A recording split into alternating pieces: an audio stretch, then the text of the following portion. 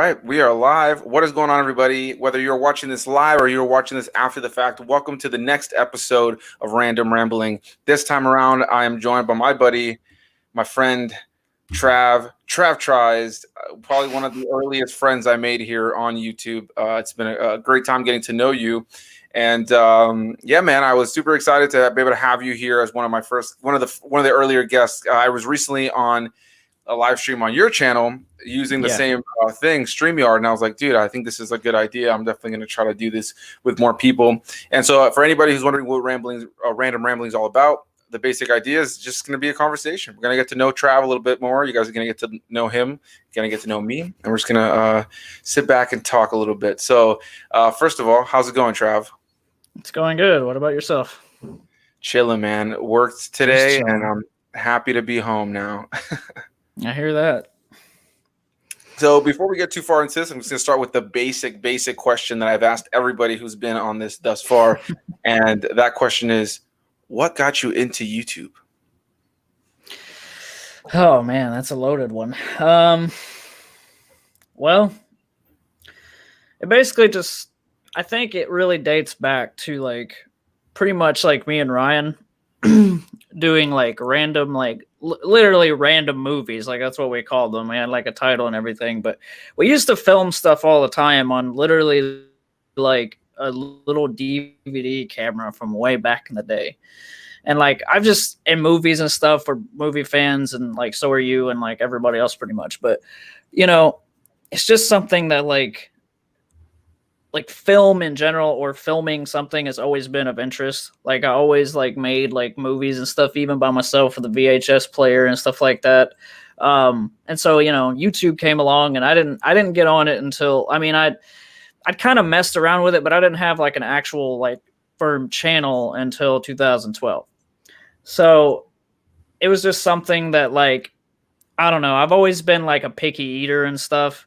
So I just kind of was like, you know what? I'm just going to make like a whole series about it. But then like I started and then I found out about other people doing it. See, because a lot of people nowadays see the food community as like they see it and then they want to do it. For me, it was like I started, then I found other people doing it, like Dame Drops, Reckless Eating, just a few of them that were around back then. And it's so weird to think back to that time because YouTube was so different. But yeah, I mean that's kind of it. Is just like my general just want to like make something, create something, and it just kind of fell under food, even though I'm a fan of like a bunch of different stuff. But that's the platform, or that's the genre for me that took off, I guess. Is the food community, even though I wish I could say, you know, like, oh, I've got all these other channels. Well, I mean, I do, but like, that's the only one that's like, that one's leading the pack, basically. But yeah, that's pretty much it. But yeah, it's crazy too to like go back on your channel. Like, you know, a lot of times with the various friends that I've made here, I'll go back and I'll watch these older videos. And, you know, I've only been doing this for a little over 2 years now, but like you've been doing this for quite some time, man. So when I go back and watch your videos from like the early days where like you were just like, you were so young, no facial hair, like really short hair. Yeah. And it's wild to see like how much you've changed since, and like just to see like your presence in front of the camera. It's been an inspiration for me. You know, there's been a handful of people, because you know we're always inspired by the people who really got us into things, or maybe like the people that we watch who have like the bigger channels with like tons of quality and all that kind of jazz. But it's been really great for me to be able to be inspired by my various friends that I've made here on the platform, like yourself, because being able to just watch that progression, you know, like to see, like think to myself, well, damn, all right, in a couple of years, I'm probably going to be a lot more comfortable, and I feel way more comfortable in front of the camera now than I did when I started. Yeah, you probably do over day one, right? Day one is probably pretty rough.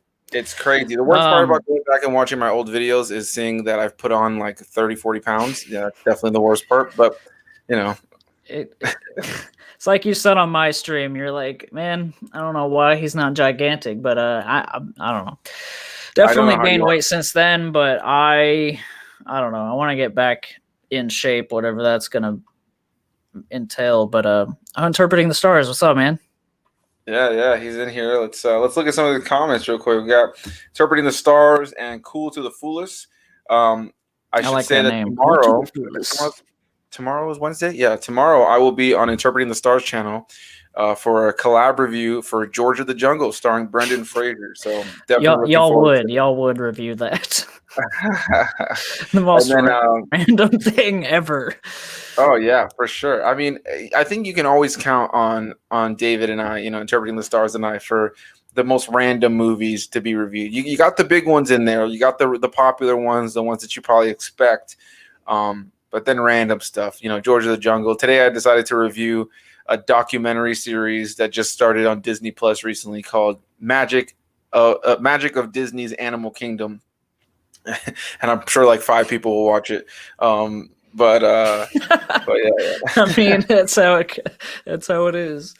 yeah. Oh And then man. cool to the fullest. I'm actually going to be on his channel soon with a few other familiar faces for something that he's working on. I don't know how much he's talked about it, so I don't want to spill the beans on what it is. But I just sent him my portion for that video this morning, actually. So looking forward to that. But yeah, man, it's crazy to see how much you've grown on YouTube. And I guess I should give people some context for anybody who's just watching this and going, who the hell is this guy? Trav does a channel called TravTries, and as the name implies, he tries different food. And so if there's ever the new McDonald's burger, the new bag of chips from Lay's, the A new new bag of Mountain Dew chips. flavor, yeah, whatever it is, he's gonna try it. And on top of the new stuff, you're always like trying these random things that I always like seeing you try. One that for some reason just pops up in my mind as soon as I say that really sticks with me is you did one not too long ago for like a double layered like one of those Walmart pizzas, like the Great Value, like double layer, like double stacked pizzas. I think that's what it was. Yeah. And it's just stuff like that is kind of what I enjoy about people's channels is like you do the big like the spicy McNuggets return from or not return. Oh, let me not say return because that was the first time. That's a whole different thing. But yeah, like you do stuff like that, but then you also do like these random items, and I enjoy that kind of stuff. You know what I mean? Like that kind of stuff for me is tons of fun. That's kind of why I review the most random things on my channel. One day we're reviewing a popular movie like a Freddy Krueger movie, and the next day it's like Halloween Town. I appreciate that, David. Your mug legit makes my coffee delicious. It's like magic. I tried to sprinkle a little bit of magic in there for you, David. Even though I didn't ever actually see it. Like he buys it and it goes from like the place to him. So who do you use for your merch? Teespring.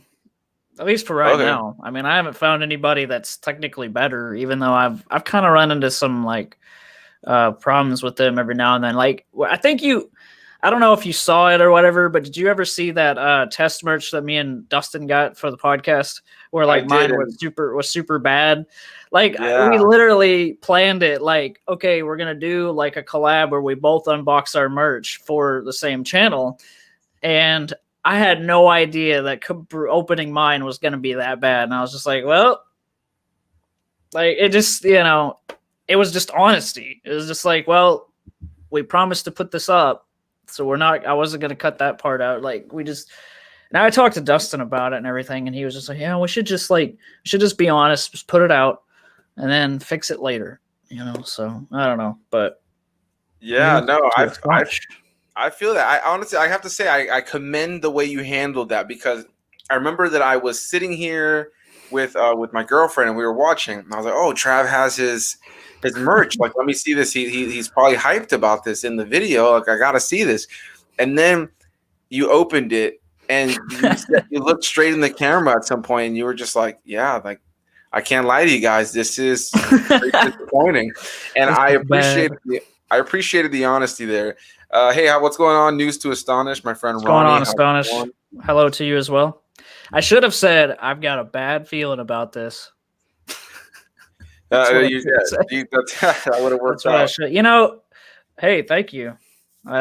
Yeah, I'm excited about their new album. Oh, yeah, for sure. I forgot what I was gonna say. We were talking about your merch. I know, but I had a thought and it wasn't anything to do with it. Oh yeah, they say that a lot in Clone Wars, by the way. They say that every line. Like, I got a bad feeling about this, and it's Oh like yeah. it's fine because it's a Star Wars thing, but I just find it. I don't know, man. Just enjoying that so much so far because it's so funny, but also like I know I haven't technically got to the good stuff. Like people tell me like and I think maybe even you meant I don't know if you said like, oh yeah, season one, like it's I don't know. I don't remember what your opinion was on that, but um there's just so many funny moments in that. No, yeah. I mean, Not that season I one. need Star Wars to be funny, but it's got that like original trilogy kind of funny where it's the good funny, Yeah, but it's the yeah. banter, man. It's the banter between the characters that makes Star Wars fun. Like when you think back on what makes a lot of Jar those Jar's moments. still annoying, but in a good way. Yeah, man, I'm in that, I guess, that minority that really loves Jar Jar, man. I have a lot of love for the character. I don't know what it is. Like I think for me, like I always tell people, like I don't think he should have been a main character of Phantom Menace. Um, per se, but had he just been like a random character there, I would have been fine with him. But anytime, you can't lie, man. With the separation that we've had with his character from a time, you can't lie that every here and there when he pops up in the Clone Wars, you're not hating that he's there. It's like it's nice to see you again, buddy. He's like Yeah, I've always looked at him as like the Goofy of Star Wars, and it's like you need yeah, characters like that. You need people like that are that like you need the world. That's what I love about Star Wars. It feels real. Like there's gonna be people of all kinds. And I see right here that 123 Rock fan, my buddy Henry, he said that he just watched the first 4 episodes of Clone Wars for the first time, keep liking it going, so far. man. You'll end up liking it even more. Yeah, what I'll say about that is that the first season of the Clone Wars is it's definitely the I would say out of all of the show, it's the one season that is more for a younger audience. You can tell they were trying to find their footing, and the second season is a good mix of what the show would become and still kind of having its foot in there for the younger audience. And beyond that, man, I mean, season 3 and on is just top notch storytelling and top notch Star Wars, like some of the best Star Wars ever put to screen. That really just expands the prequel era. Definitely has those things that people love from the original trilogy era. And man, the storytelling just gets crazy. By the time you reach the end of it, it's like it's amazing. And what I love so much is that they really do a good job of not, especially later on, they do a really good job of not dumbing down the dialogue. Like when they start getting to a lot of these planets and they're talking about the political mumbo jumbo, and here's the delegate of this guy and this planet and the senator, like when you really think about it, like there's probably a lot of kids that watching for the pew pew and the psing, but they have no idea what the hell they're talking about trade disputes and all this kind of stuff. But I love that they never dumb down the dialogue. You have stuff like Ahsoka calling R2 R2y, that's kind of like more on the cuter side. But when it comes to the dialogue for the narrative, they don't really dumb down the political side of things, which I think does a good job of giving you a better viewpoint of the prequel era. There's been plenty of moments so far in the show where I'm like, yeah, that's not for kids. Like, there's like a head getting cut off. There's a guy getting stabbed in the back, and it shows the saber actually go through him. It didn't cut away from it or anything. So it's kind of like I could tell what you mean more on the kids' side, but I still see these moments where I'm like, okay, this is like what Star Wars should be, because it'd be sad if they took away from like any of that violence that we're used to in Star Wars. I mean, episode 4, we see Obi-Wan cut that alien's arm off. You see the blood and all the stuff on the ground. So it's like, you got to kind of keep that trend going. Even though it is a Disney show, I feel like so far they're doing a good job of balancing it, but I'm excited for the better stuff. Whenever Yeah. and I'm also excited for Rebels because I heard that was good too. Yeah, Rebels is great. I would say Rebels is some of the best Star Wars ever put to screen. I mean, wow. And I mean, and it's a great sequel series to the Clone Wars. I know a lot of people who jumped into the Clone Wars, but there are multiple characters from the Clone Wars that don't make any appearances in any of the movies or anything like that are solely from the Clone Wars, that are in Rebels with the same voice actors. So it's like you can't just jump around, and and not to say that you can't, but it's just like the weight of it is going to be far more important. For instance, I'm sure it's no surprise to anybody at this point, but the character that appeared in this latest episode of The Mandalorian is a character from the Clone Wars and Rebels, and it's played by the same voice actress who plays her in those shows. And so for me, it's like when that moment of seeing her and like hearing her dialogue and like talking about I things like didn't the know it dark. was the same girl, but that's cool. I mean, I found out after because obviously I haven't watched Clone Wars, so I saw the Yeah. Mandalorian episode, and then like I saw some people online showing her animated self, and then her. I mean, I was like, oh, that's cool. That's gonna something else to look forward to, but I didn't know it was the same actress. Yeah, same actress, man. So the ability to be able to bring the same actress from the animated show after all these years, and that character appears in both Rebels and Clone Wars. So when like you'll get there eventually, but you'll get David. to yeah, David. Spoiler Spoiler alert, alert. dude. The episode's been out, bro. Um, Exactly. That's it's like I don't know, like it's so hard. It's like there's and so with Mandalorian, if you say that out loud, this character is in Clone Wars, like that doesn't really spoil it. I mean, I don't know. like yeah, for instance, like David, right, interpreting the stars. You've never seen any of the animated Star Wars stuff, and for some reason you kind of refuse to. But so it really doesn't Put you do it. on the back burner, David. It doesn't really spoil anything for you. I'll tell you that because just by me saying that, because I'm sure I have to imagine at this point you've seen. I mean, I can't go on Facebook anymore without like seeing like 1,000 things, pictures of this character and Watch the more, David. comparison. Watch more.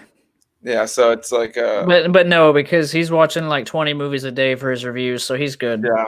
He's Yeah, good. I don't know how he does it. We've talked about that. I tip my hat to him on that one for sure.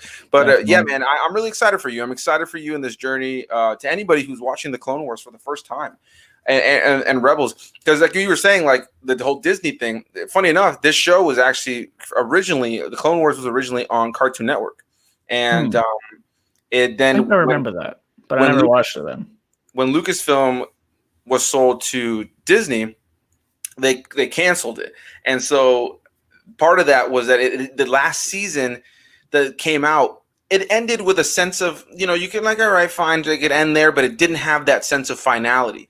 Then we got the separate season, the sixth season, called The Lost Missions, and it was just separate random episodes that were not really tied as like a coherent that weren't really tied as like a coherent like season. It was just like a set of episodes. Is essentially when you get to the sixth season, you'll see it's like a bunch of really great episodes, but it's all these episodes that were meant to be part of a bigger season, but they're just their own thing. And then the seventh season is where they did the whole Disney Plus thing. And bro, that seventh season, those final 4 episodes of the Clone Wars, the final 4, I mean, it just gets my nipples rock hard just thinking about it, dude. Like, it's genuinely some of the best Star Wars I've At ever least seen in you're my life. honest. No, genuinely, bro. It's some of the best Star Wars I've ever seen in my entire life. Comic Con. Yeah, oh yeah. So that's so funny. Yeah, so Tom Kane is actually the voice of Yoda on the Clone Wars. It's funny because I just watched the holiday special today, the new Lego Oh yeah, I holiday still gotta special. watch that. Dude, So, looks funny. it is hilarious. No spoilers for that. It just came out today, so I won't talk about that. But it's only 47 minutes, and it really, I mean, I'm not gonna spoil anything, but it's 47 minutes, and it's obviously it's a Lego thing, so it's very comedic, very self-aware. But man, I had so much fun with that this morning. Everything that you've ever seen poked fun at Star Wars, like the memes, the jokes, the inside, like the fandom jokes, they threw a lot of that in there into this thing today. But the reason I mentioned it at all is because Tom Kane and various actors like James Arnold Taylor, who plays Plo Koon and Obi-Wan Kenobi on the Clone Wars, he came back to reprise his role as Obi-Wan in the holiday special, same as Matt Lanter, who plays Anakin Skywalker in the Clone Wars. He came back to reprise his role. That's one thing I've loved about The Mandalorian too, is like seeing these voice actors that I'm familiar with that make cameos really quickly in a quick scene. Like, I don't know if you remember in the first season of The Mandalorian, there was that episode where they have to go save that Twi'lek, or that Twi'lek chick's like brother. And he's like kind of like asshole. He's like working with like this ragtag group of guys. It's the one that has Bill Burr in it. Oh yeah. And there was this one when they're on that ship, majority of the people that were on there were a bunch of like droids. They had a bunch of like droid like guards, but there was one rebel pilot or one New Republic pilot who was like flying the ship. That guy was actually that guy was Matt Lanter, who plays Anakin on the Clone Wars. So stuff like that. When I'm watching, I'm That's just like, cool. I know that guy. And so yeah, you would know that stuff. Like I'm always texting Anthony questions about things. So I was like, what's I don't know, because like you know more. Like because you've seen Clone Wars and stuff, but also like you dive into like the comics and stuff a lot more too, I think, right? Yeah. I mean, I just So I Star mean, Wars there's for like me always people like Star Wars is just like there's so many characters, but they jump off of like different stuff and crossover. And I'm just like with Clone Wars, what I'm loving so far is that story that we saw, like that story in 3, where you could like there was just this time between 2 and 3 that you just like where's that, because I don't know if there's actually a moment in Clone Wars when I think back to Obi-Wan saying something like that time you saved me on whatever planet, whatever, that doesn't count or whatever, that moment oh, in yeah. 3, you just think back like, well, what is their history? Because like, in A New Hope, he says Anakin was such a good friend, and then people have jokes about that. Like okay, like how good was he when he turned to the dark side so quickly? And Yeah. that's my biggest issue with 3 is it just feels so out of nowhere, and Yeah. like you know, I feel like Clone Wars is something special because if they didn't make this canon, it would just be like kind of I don't know. Like I'm glad they did because you're just seeing all this story that you're not going to see in the movies. Yeah. And I can feel their chemistry and their friendship in Clone Wars. And I felt it then too, but I mean, I don't know. We could say I could talk about Hayden Christensen all day long, but like I don't know. Animated Anakin is just better. I don't know. It's just I think that I it mean, just comes down to spending more time with the character, right? Like, I think yeah. at the end of the day, when you have the ability to, I think that's why, like, for instance, Ahsoka is a good example for me, where she is a character that when I remember going day one to go see the Clone Wars movie that's actually takes place, like, that's the first thing. It was essentially a commercial for the show, and that's where Ahsoka and Anakin meet. And when I saw that movie, I remember thinking there was nobody in the theater, man. And I went to see all the prequels in theaters, like midnight premiere, each every single one of them. It was like a madhouse for those first couple days. I hope that first couple weeks, it was like just like when Star Wars comes out today, and it was like I remember going. It was a ghost town, dude, for this Clone Wars movie. And there was probably like 15 other people in the theater, and I enjoyed it. But I remember thinking I was so annoyed with Ahsoka. I just didn't really like her character. This idea of this character coming around calling R2 R2E and calling Anakin Sky Guy. I'm like, well, who the fuck is this? And then over the course of the show, I mean, talk about top-notch character development, and that's the reason she's so beloved across the fan base. By the time you reach the end of the Clone Wars and you get into Rebels and you get into the stuff, I mean, the amount of character development that they have given that character is incredible. It transcends a lot of the development that we've ever been able to get from characters in live action. Yeah. It's really what it comes down to. Is like so I I mean, agree that's with the you. beauty of Yeah. shows is like you just have Yeah. more time. I feel like Star Wars has always needed like series to like really flesh out stuff. Like even down to I can't think of his name. I've always wanted to see more of him, but I can't think of it. Fisto. I've always wanted to see more of him. I just always thought he was cool in the prequels. Yeah. It's like he's got the green dreads. He looks like Predator, basically. But I always wanted to see more of him. And then, like, we literally got to the episode where, well, no spoilers, but it involves his Padawan. And I really liked the voice actor playing. I was like, that just makes him cooler now. Like, I don't know. It just sounds cool, looks cool. I don't know. I mean, I think really back to him force pushing C-3PO on with his head is on the droid body, and then he just smiles. And it's like it just like I've always wanted to see more of him and just more of the other Jedi, but you kind of because in 3 and I guess in 2 a little bit, maybe a little bit in 1, mostly 3, I guess you see the Jedi Council with all their holograms, but you don't really get much of the different stories going on. And it's fine because it's a 2-hour and whatever movie. Like you have to focus on what you're focusing on. You got to focus on Anakin turning, but I just always wanted to see more from everybody, and it's really cool. And more Yoda, and I'm happy about that. Yeah, man, that's part of one of the best parts about the Clone Wars is like this ability to. We do get that developed story of Anakin that you get that a little bit more meat and potatoes of his character. What I enjoy about the Clone Wars is that it starts to show you the tendencies of Anakin, which is no surprise to anybody, but it starts to show you these tendencies, right? You think back to Attack of the Clones, even though there's this romantic element that some people buy into with the whole thing with Padme, some people don't like it, that's fine. But there is that creepy element to him. There is that like I'm getting a kind of possessive nature to Yeah, his you character. have to have it because he becomes Vader, like the most feared man in the galaxy. Yeah. I mean, you have to have something that, and I know that it was like, I always think of it as like him burning and everything was truly like, that's definitely the turn because he's already like, he's like scarred for life. He has like, he's in so much pain constantly. And, Yeah. that pain fuels his just rage, which fuels just his power in the force and the dark side. So it's kind of like, that was it, but you got to have those things that lead to that, of this just like there's just an inner bad guy basically.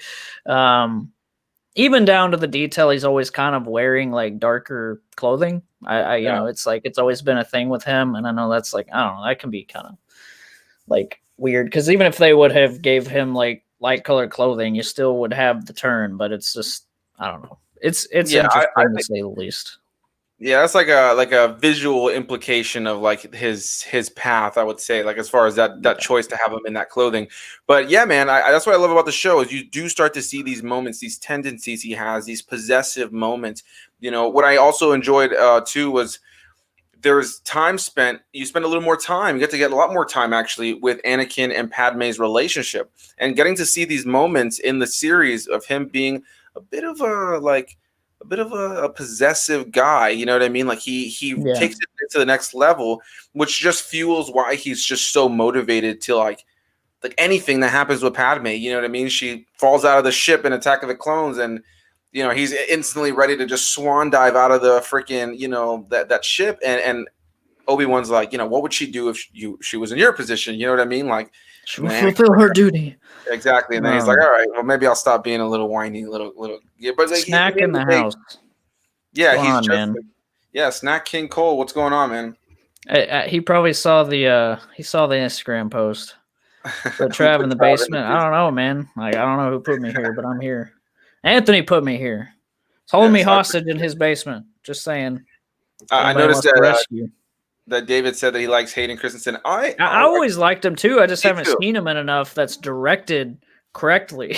Like, I mean, I'm not saying, I don't know. Like, George just, it was the green screen, man. Like, I've seen the I behind think the there's scenes and everything. a mix of things when it comes to those Yeah. prequels. I think it's just there's too much story to tell. There's too much story to tell in three movies, and the Clone Wars is the perfect bridge. Like I think it's always disappointing. Like you were saying that you felt like there was something missing. It's always been disappointing to me that one movie ends like whatever your thoughts on Attack of the Clones. That last like 5 minutes is epic when you get to see like all of the clone troopers Yeah. lined up and the wedding at the end, the music, that John Williams score, and Yoda looking over. It's like like he literally looks over at freaking Obi-Wan and Mace, and he's like, this ain't over. Essentially, I'm paraphrasing. But he's like, this ain't over. He goes, begun the Clone War has like this thing just started, and then you get that great buildup of the music, that great shot of all the troops, and Yeah. epic. And then the next movie that is the end of the war. You know what I mean? Like the end of the war. So you skip the entirety of the war, and so it's just like, damn. I wonder if they did that on purpose because didn't Clone Wars was like 07, right? Yeah. So So literally like 2 years. So they had to have been planning like, we're gonna do a series that fills in all that. So don't yeah. worry, I mean, it's George. possible. Yeah. We'll take care of that section.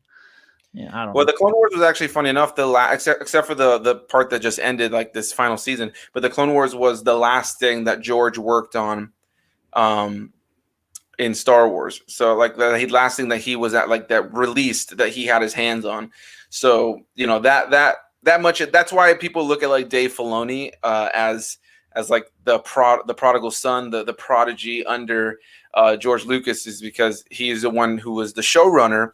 But like George Lucas taught him everything, and so he would go on Yeah. to do Rebels and Resistance. And I have a feeling that when Ahsoka appears in The Mandalorian, which at this point we already know is happening, that's been announced forever and it's going to happen. Um, I'm pretty positive that that episode will most likely be directed by Dave Filoni. If it's not, then whatever. But I have a feeling that that's I mean, what's that going to makes happen. sense if they do. Yeah, for Um, sure. so Dave Filoni, like the only way that I know James Franco, I mean, I would like to see it. Yeah, that would have been cool. I think that would have been cool. I know that at one point, if I'm not mistaken, there was quite a few people. I know like Paul Walker was in the talks to be Anakin That would be in the prequels. interesting. There's If I'm not somebody that I don't know who it is, but there's somebody that I've always thought would make a good Anakin.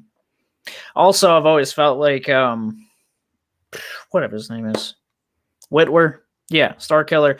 I Sam always felt Witwer. like he would have been a cool Anakin. I don't know why. I just think his face and his head just kind of like it looks kind of like when Vader gets his helmet off at the end and dies. Like it just I don't know. It matches a little bit more than Hayden Christensen, but uh, I don't know. That's just you being a Star Wars fan and No, yeah, I mean thinking about everything, you know. he has that sinister face and that jawline, Mm. and I mean he has the vocal chops. I don't know if you know him, maybe you probably already do knowing you, Darth Maul. but yeah, so he Yeah. plays the role of Darth Maul, and I mean, dude, he is epic in the role. I mean, absolutely epic in the role. Like the guy who played him in the Phantom Menace, the voice, because what they did with Darth Maul, Ray Park, who plays the body of Darth Maul, it's kind of a similar situation to what happened with David Prowse, who played Darth Vader. They have this higher pitched like English accent, Mm-hmm. and so then you have, but you need that deep, you know, sinister voice. So with Vader, you know, you had David Prowse in the suit, but you had James Earl James Earl Jones Jones. voice, yeah. And then with Maul, they had um, Ray Park as the body, so he can do all the martial arts and all that jazz. But then they had I can't remember how to pronounce his last name. I think it's Peter something. But yeah, that guy played him in the Phantom Menace. But then man, Sam Witwer just killed it with the Clone Wars and Rebels, and Yeah, then Whitwer voiced him in his appearance in Solo, right? yeah. So I saw in that shot. You see like you see the mechanical legs, and I thought to myself, like I was like I didn't think anything of it. I thought, wait, what? So what's gonna happen now? And No, as that's not soon Maul. the second I heard his voice, the second I heard like because you don't see him at first. Second I heard this, I was like, there's no way. The last thing I would have ever thought was that in a Han Solo movie that we would be getting a cameo from Darth Maul, which was just crazy, man. Like I remember sitting in that theater, and then to see Ray Park as the body again. Oh man, I like watched. I've watched that specific scene, probably about a good thousand It was times. cool because I know that he's like in the shows and stuff, but it was just cool, like, but pre me watching that because I haven't even got to that part anyway. I don't know when he pops up, but I'm excited about that because I know there's like that thing between him and Obi-Wan. It's like you killed my master, and I can't wait to see that. And so, um, it was just cool to see like an older Maul in live action. Like you could tell he was all kind of more shriveled up, and I just thought it was cool. It was odd though because like I don't know, like I know he's more fleshed out as a character in the shows, but like in Phantom Menace, when that's all you have to go off of, he's not talking. Yeah, It's just like he's just this being for the Emperor to use, and yeah, I don't know, I love it. I also love that fan film, and I think I know you've seen it. yeah. The Darth Maul fan film. That That's Darth Maul pretty one dope. that with the forest and all that. I was like, this should be canon. Like that. That's what I was thinking. This should Yeah. just be canon.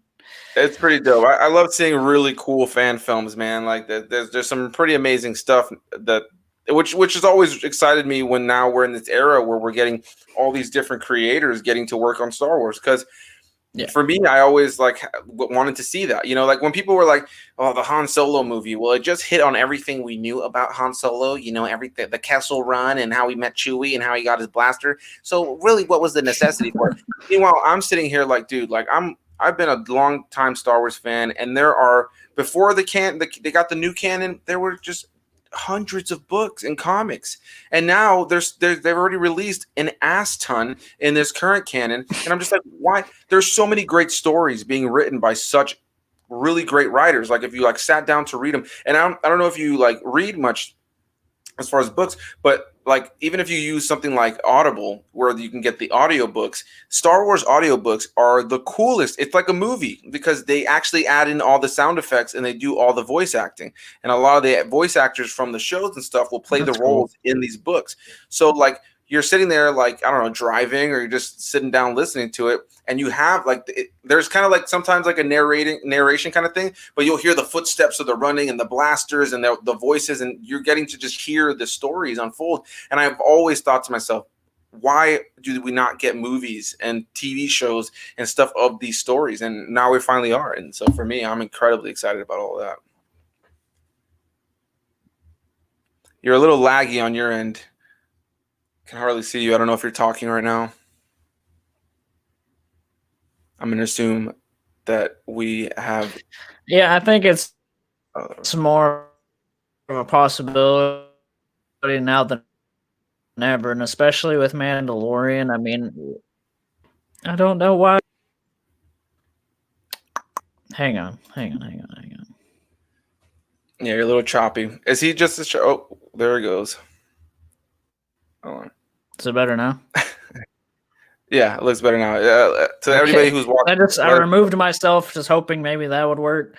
But yeah, I need to get a setup for live streaming where I can hardwire, because the modem and all that is in the living room because we game and stuff in there mostly. So it's like, well, like I gotta get something for that. No, yeah, I feel you, man. Well, technical difficulties. I don't know. I don't know if you saw it, but I did one of these with the Big Rob Theory recently, and we spent like probably a good like 20 minutes of the stream just fixing technical difficulties. Because we kept hearing like this like clicking sound and this weird noise, and it turns out that he had to have headphones on. But we were doing it live, bro. Doing it live. It happens. It happens. What's going on, McKean? How's it going? I'm curious, bro. Oh yeah. So go ahead. What were you gonna say? Dave Filoni. I don't know. Oh, because I watched that gallery behind the scenes of like Jon Favreau, Filoni, Bryce Dallas Howard. Did you watch that? Yeah, on Disney Plus. Yeah, great and stuff. And now you're lagging. Am I lagging? Well, you're a little bit behind now. Let me see. Oh, gotta love a delay. To anybody who's watching, please let us know what this looks like right now. Internet technical difficulties. You seem to be okay at the moment. Okay. It was literally so delayed. I asked a question and then you're like, yeah, Disney Plus. Like, it felt like forever later. I guess we're good now. I don't know. Yeah, it seems okay. Anyway, right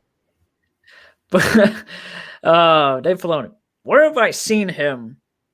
Because like I don't know, man. Like, what has he cameoed and stuff? Because he just has a very familiar presence. Like, I don't know what it is. Like, because I know he's done the Clone Wars stuff, and he's like, his name is on a lot of Star Wars stuff. But I feel like when I saw him, I'm like, I know him from other stuff visually. I'm just confused about that. He did make a cameo in the first season and actually in the second episode of this new season of The Mandalorian. He was one of the X-Wing pilots. And in that same episode that I mentioned earlier, from season 1, where they go to save the Twi'lek from that New Republic ship,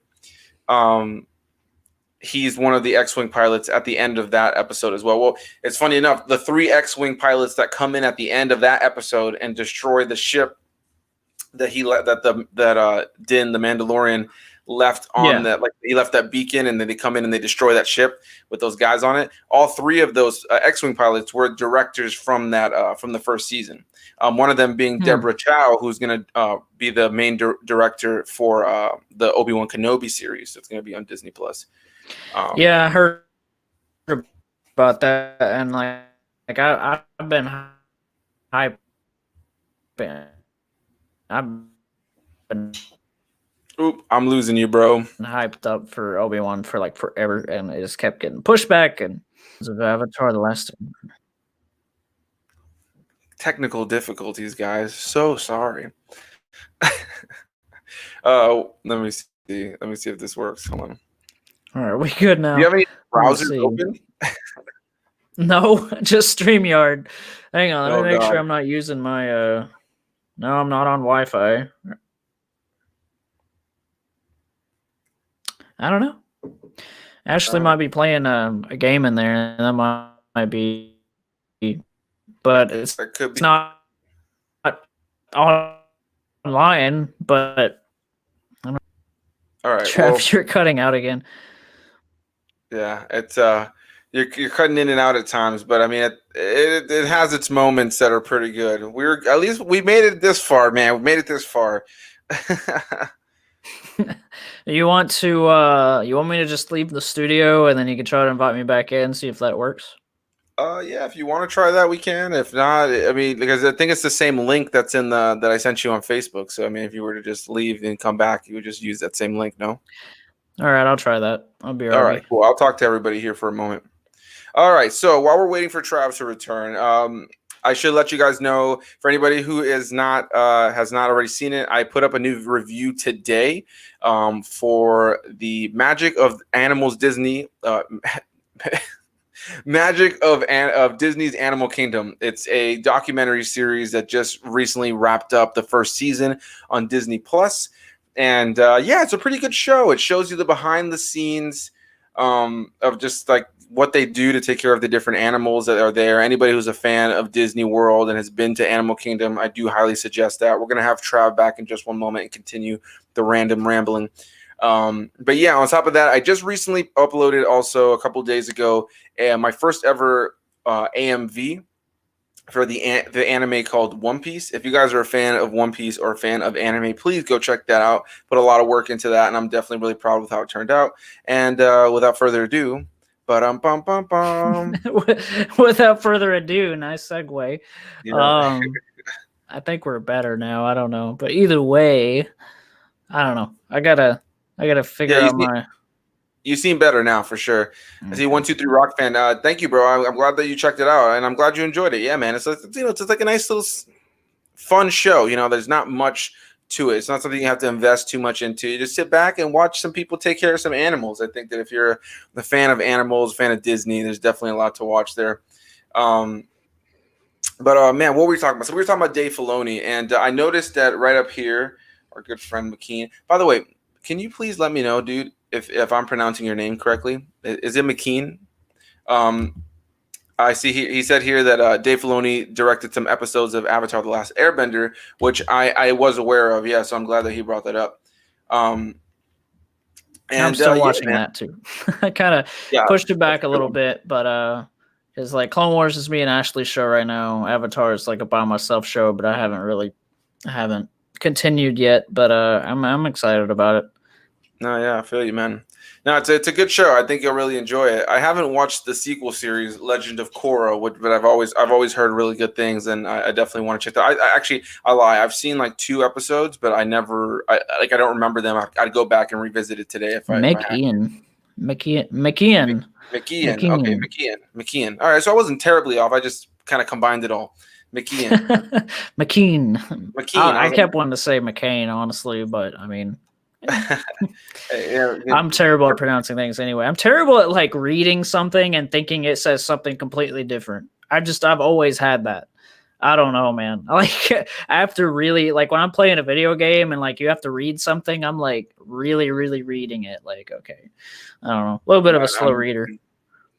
Hey man, it happens, like bro, try to hit me with some, please don't, but hit me with some multiplication tables and bro, you'll lose me, man. Like the quick multiplication in school, I like you can ask me what planet somebody was from in Star Wars and who their grandpa is, but ask me to freaking tell you who their grandpa was.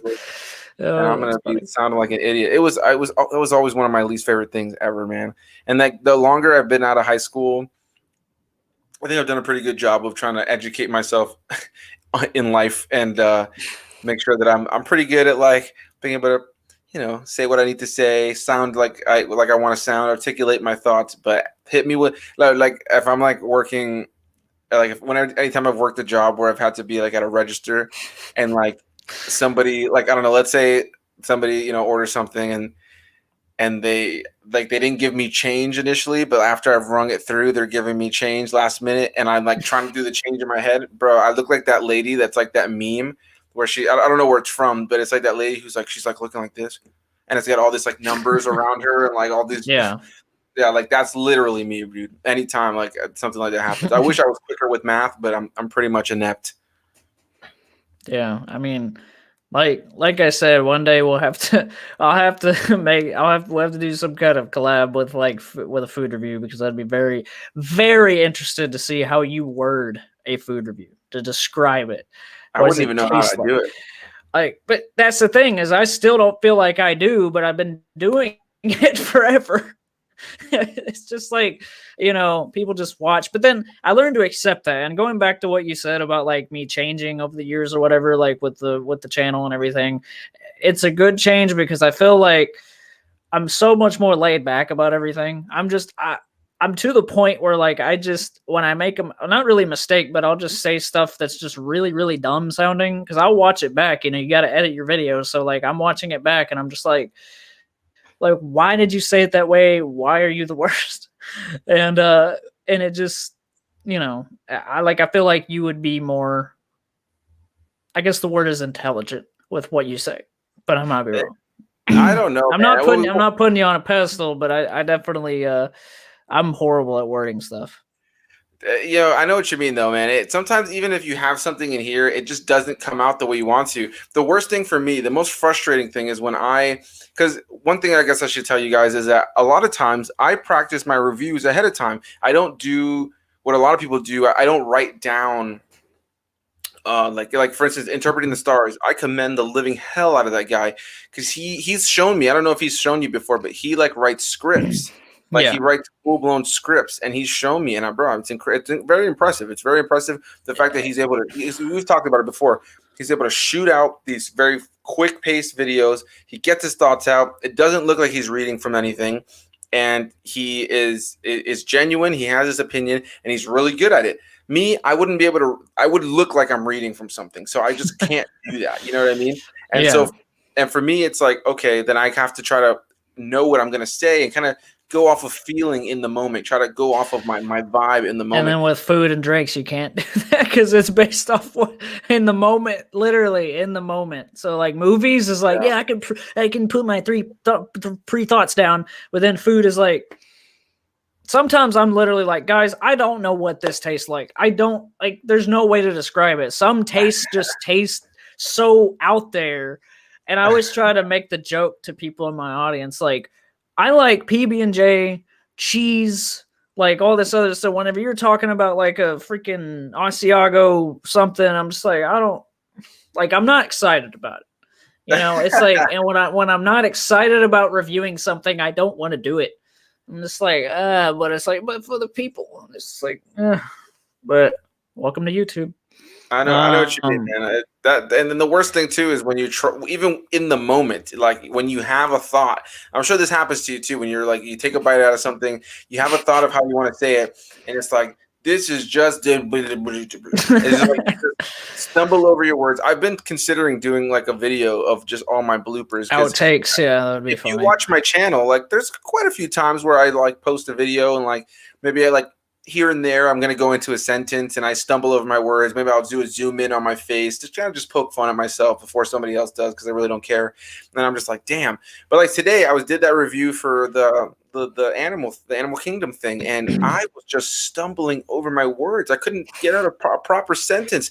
And there's moments where like I'm just on camera and I look at myself in the camera and I'm like, are you a moron? Like, what's wrong with you? It also depends on the day, man. Like it really, like you'll wake up and you're just like, I don't feel like, I don't know. Sometimes what gets me down sometimes with doing reviews is I'll get so hyped to do something, but then right when I go into the filming process, I'm like, I don't want to do this. Like, I'm just like, you're under that studio light and stuff, and it's just like, it's hot in here, and I don't know, man. Like, I know exactly what you mean. I give props to any actor out there, period. Because they're being told what to do and they got to get it right, and they're just dealing with all of it. And then like we got our own like one-man show that we direct and write and produce ourselves, and we can't get our words right, and it's just like, ugh. But I don't know. It might make it easier if it was a team. If there was a team telling me how to review something, I'd be like, all right. Like I don't, it. And I know what you mean because I've had that happen so many times where I'm like, I've always said about myself, like my thoughts are a lot smarter than like how my words come out. Because like I can like have like a whole paragraph down in my head and then I'm just like, why can't it come out?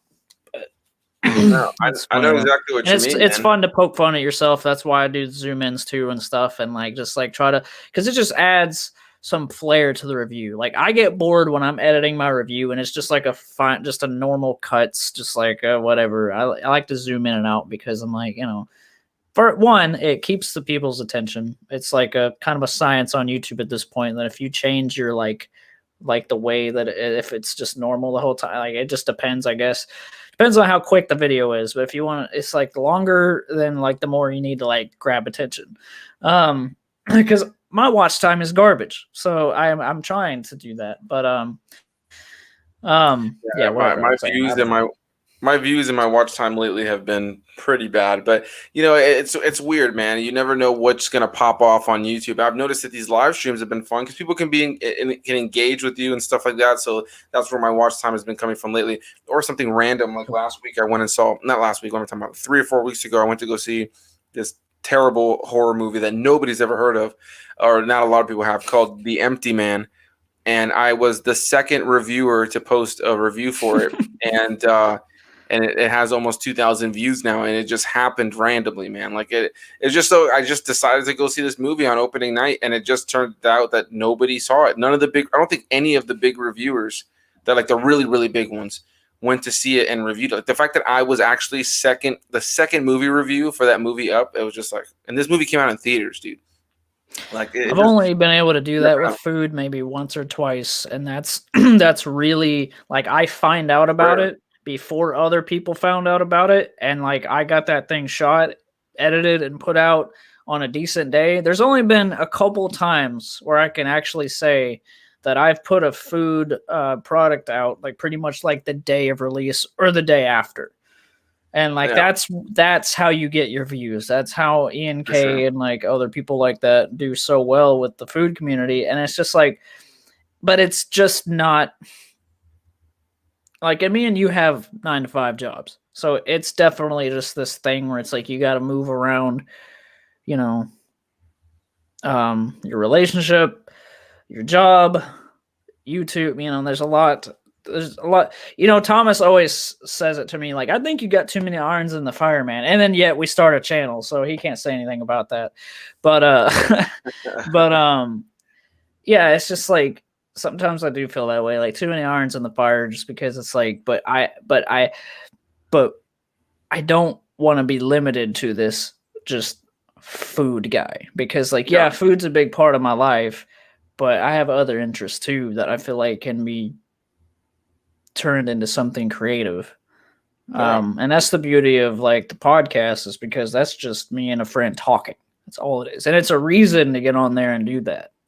So I don't know, it's interesting, but food just happened to be what popped off.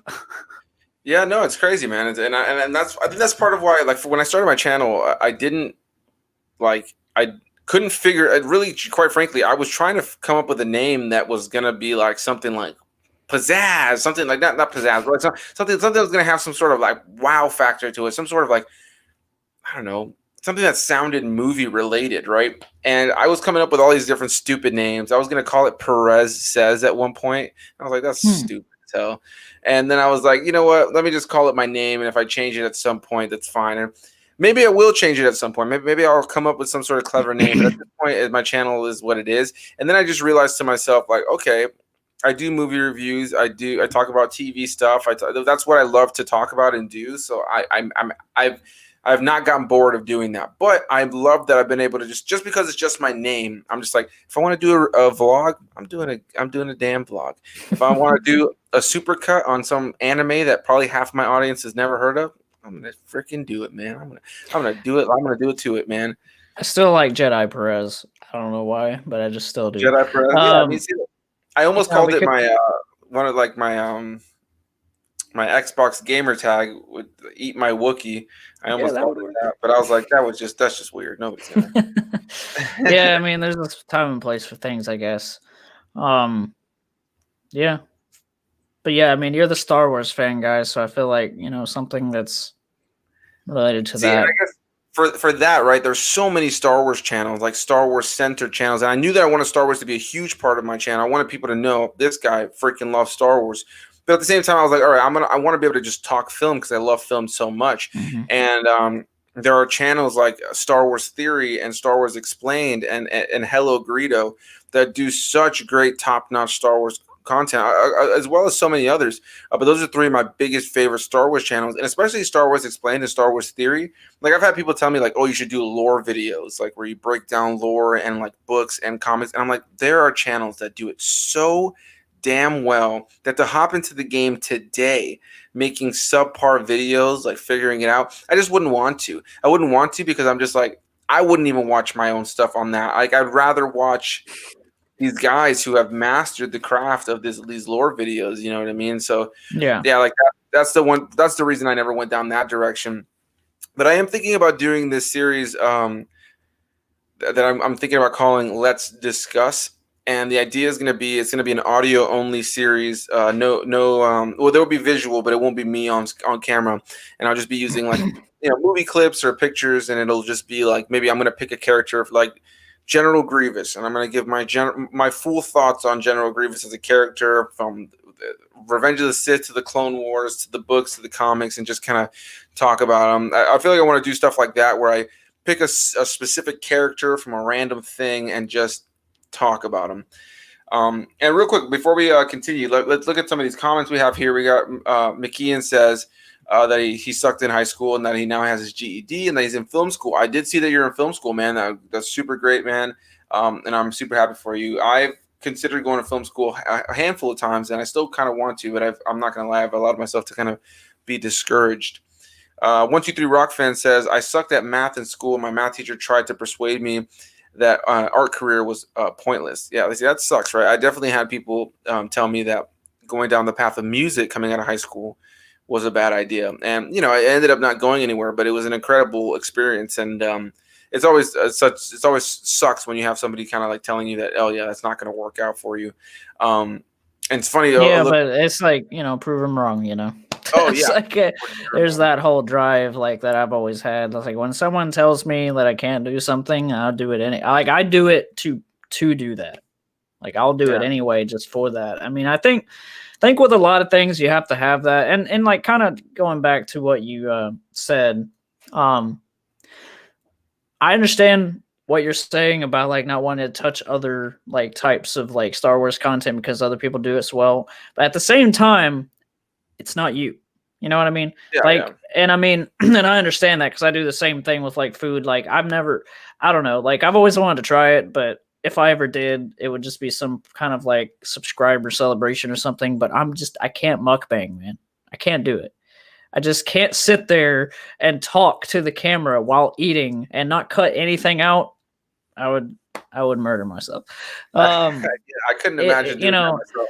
But those do so freaking well that I'm looking at it at like, I could do it, but like you said, there's other people that do it well. And like I only watch like a couple people that do mukbangs, and it's just like but that's just because I like them as people. But going back to the chat, yeah, no, but I mean, I feel you, man. Like it's this thing where it's like I guess for me, it's like just a matter of like finding what I feel is kind of makes my content me. Well, you know what I mean? I think you're gonna enjoy the audio only thing because that'll be a nice break for you from just like, I mean, you could just get out of the shower, throw on a robe, and just record a video. There's there's a nice freedom with the podcast too, where I'm just lounging around and you just don't care. I think it's something really cool. And I feel like with as long as I've been doing this, and I never try to be like the guy, the wise old Obi-Wan or Luke about things, but I try to pass on my knowledge. And one thing, and anybody that's watching that is trying to start a channel or has started a channel and you're discouraged or whatever, like literally like it's your channel. You can evolve it in any way you want. Like it's like if you look at it as like I got to please other people, then it's like there's literally you're not going to be happy. You know how many times I've skipped out on a brand new food item just because there's nothing in this that I like. So why would I even like you're just going to get a negative review. I mean, yes, the views would be nice. I would get that, but I don't look at it as like that. It's just like I don't know. I feel like I've had to do it too. Any thought that anybody's had about YouTube and like, oh, I should quit, I should whatever, like trust me, I've had all those emotions. And, even kind of recently, I was doing a lot of reviews that were like the new fast food items. I'm not saying I was chasing the views, but I was definitely chasing the fact like I do want to get to monetization again. So I'm chasing that watch time. Yeah, of course. And there's nothing wrong with it because I still had fun doing that.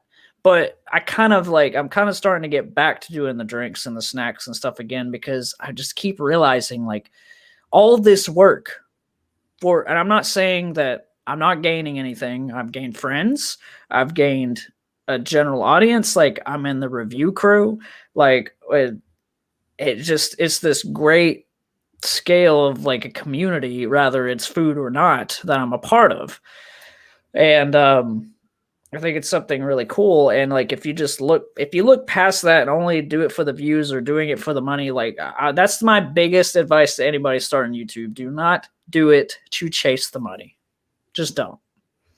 Yeah. Like it's absolutely like it can be, it's tempting, trust me. Like who doesn't want, but you're still going to have to work or something or like you got to, if you do make money off YouTube, it's got to be a side hustle like that. There's like even David Dobrik, he's like over however many subscribers. And he said, if it wasn't for the merch and like all this other stuff that I do and everything, then I wouldn't be able to make a living off YouTube. That's coming from David Dobrik. And so, yeah, the money would be cool and everything. But I think like, just remember why you started it and take it and do it like that. Like you started it most likely because it's something creative. It's your thing.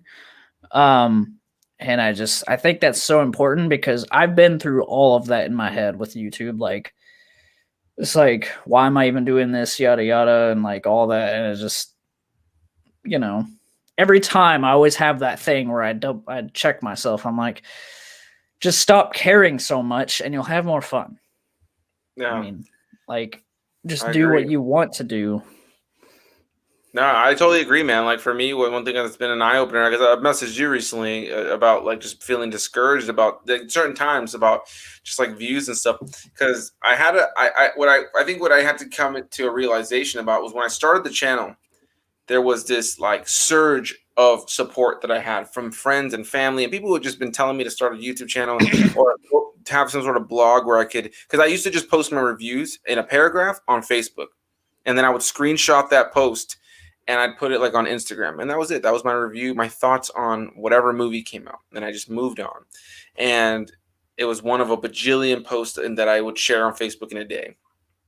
And I had a lot of people tell me that I should start some sort of blog or something where I can kind of catalog all of these reviews.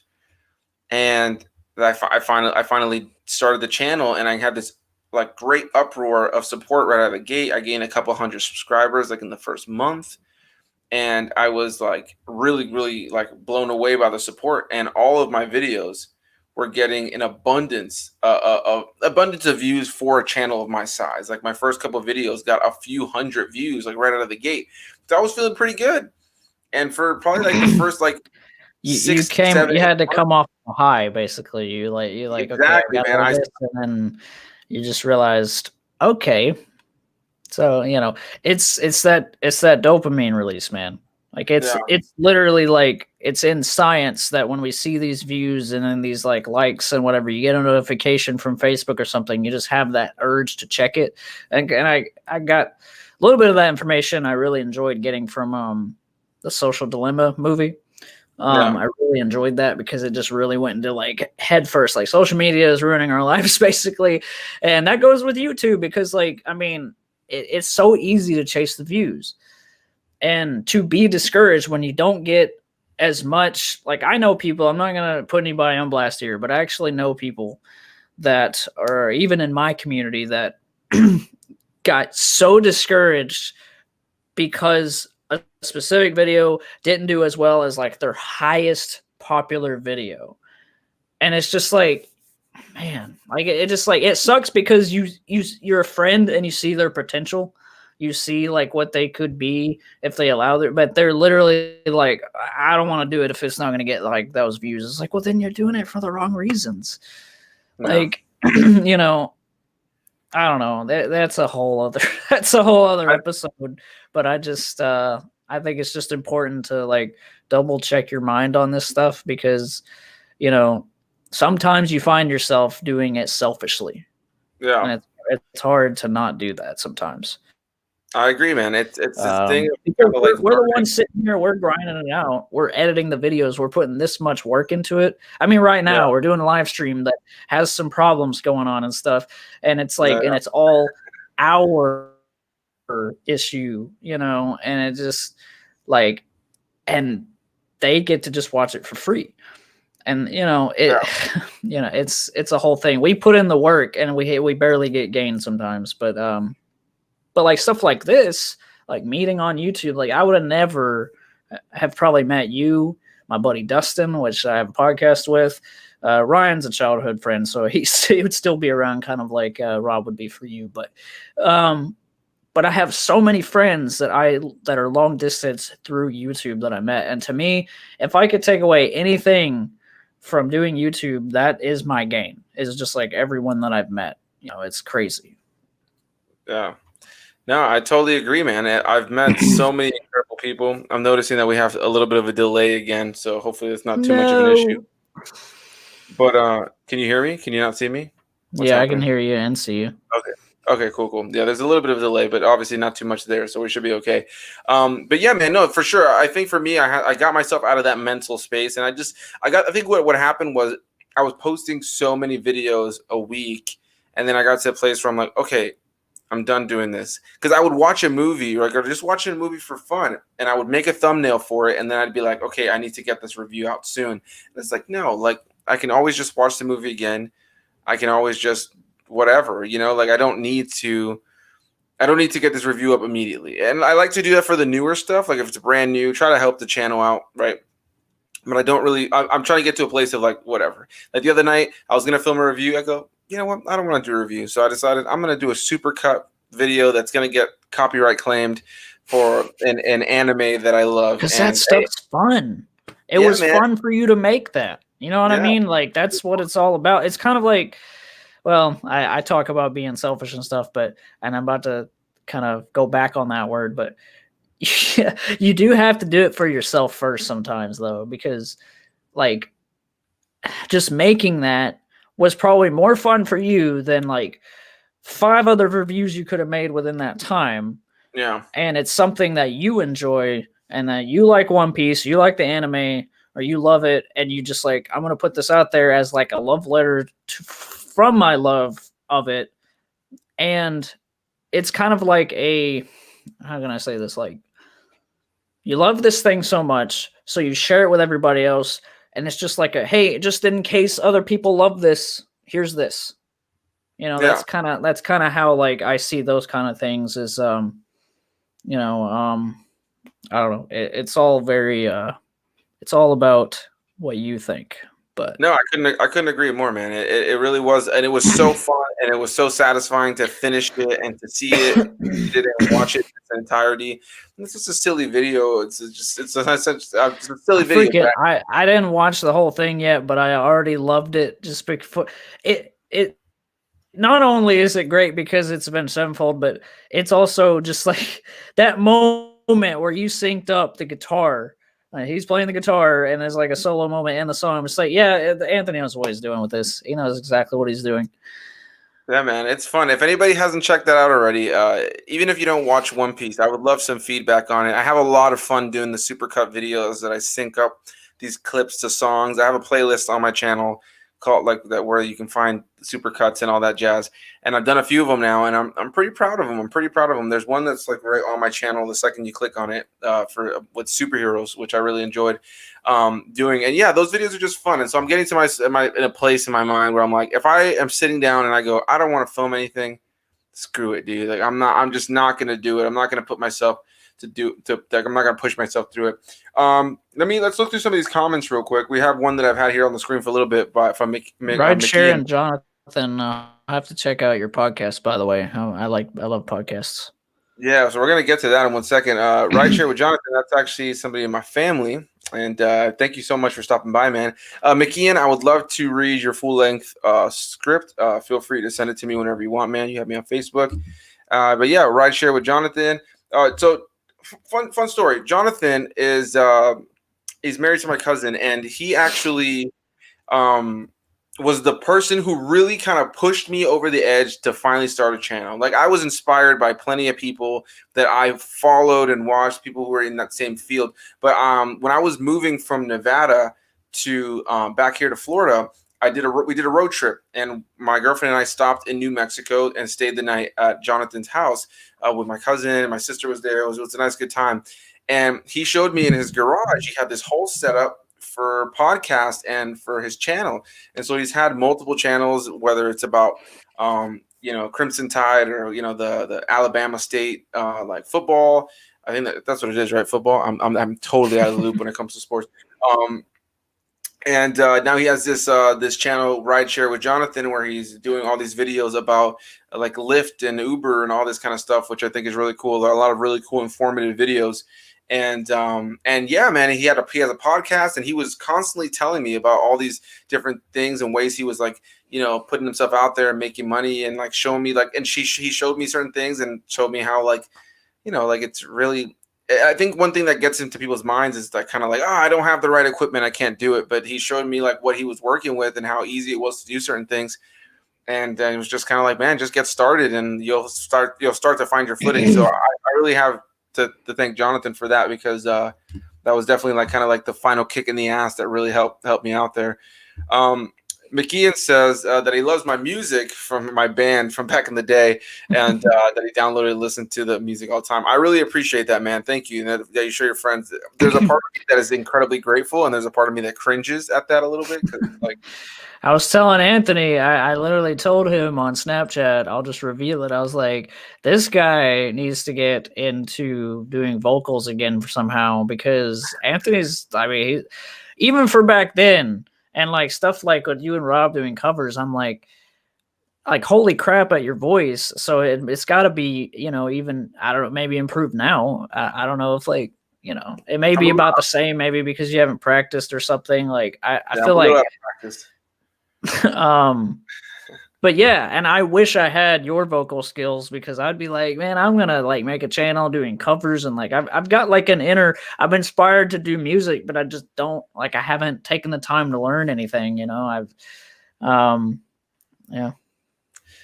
Yeah, no, I know what you mean, man. It takes a lot of time, and for me, like I still sing from time to time. I sing in my car, or I sing in the shower. Yeah, I do too. Like that's where my vocals are practiced, is just to music in general. And I think we all do that. I'll sing to myself a lot of times, but like I think for me, I'm just so out of practice when I try to hit certain notes. My voice has also changed, and I've spent years like smoking and stuff like that, so my voice has a little bit more of a gravel to it, which I like. I like that my voice has changed, and it's not. I can't, like, there's certain things I can't do from back then, but there's certain things I can do now that I couldn't do back then. So it's kind of like this just progression of your voice. But at the same time, like I'm not a practice dude. I haven't performed in years. Like there was a period of time where I performed multiple times a week, and now I'm at a place where I haven't performed in years. I feel like if I got in front of people on a stage, I would feel terrified. We got Hellback Daryl saying, "Yo, what's going on?" I see that you say it's Chris. I know it's you, bro. I would always know that title. That name. You sing to your cat, so do I.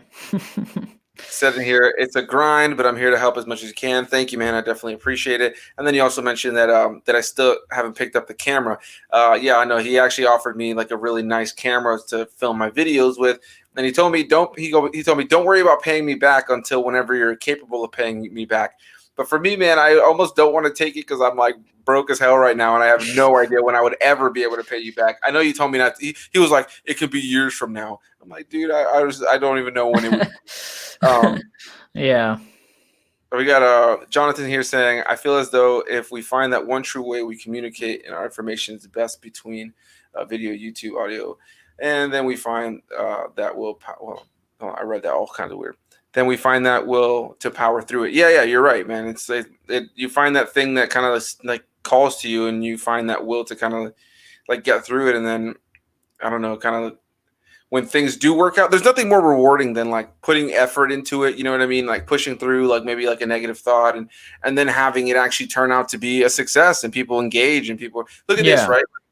We're live streaming, you know, we've been talking about doing this for like a week or so. And we got to do it. And we got all these people, you know, communicating with us and having a good time. And it's, you know, it's definitely Yeah, something and that, just the numbers that we have right now, like it's like I'm satisfied. You know what I mean? Like it's like that's just what I feel like is people have to just put their standards low. And you know, I understand not everyone thinks the same way as me or you or whatever. And like Dustin has an even more laid back opinion about all this. He's just like he's a full on like I'm gonna do what I want, like no matter what. And that's the way it should be because it's like we're putting the time in. I just feel like the whole community and just like the creative, like just being creative and everything should be about just like putting your effort then, and if you receive a reward for it, cool. If you don't, be okay with it. You know what I mean? Because like yeah, more than half of your videos are gonna end up being like the flops that just like are just there. But you know what? And something that my channel is proof of this. The most like lower, like I've got videos that are still probably 30 views from like years ago. And some of those just will randomly take off. Like let's say I review a product that like I did years and years ago. Like some of them that really take off recently that it's just so freaking random is these different flavors of moon pies. Like literally like I reviewed like maybe 3 or 4 years ago and they get comments all the time now. And back then it wasn't doing well at all. It just like it's a thing, like it just takes time. And food's kind of different, but the same thing can happen with movies. I mean, look at your Passion of the Christ review. You wouldn't have ever thought like that would ever do that well. And I mean, but that movie's a conversation piece for like literally the whole world. So I mean, you know, yeah, I could see that why one it did so well, but I definitely. mean, it just took off. Yeah, dude, it really shocked me, man. I'll never forget the night that I was in bed and I like shot up. I was like, it went from being because I remember I uploaded that video and I'll never I specifically remember it.